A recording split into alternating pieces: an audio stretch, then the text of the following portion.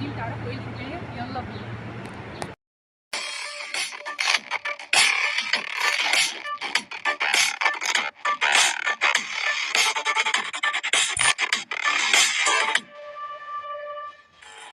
متحف محمد محمود خليل واحد من أهم المتاحف الفنية في الشرق الأوسط.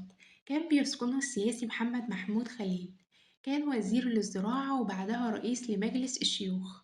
محمد محمود خليل كان واحد من أكتر الأشخاص اللي كانوا محركين للحركة الثقافية.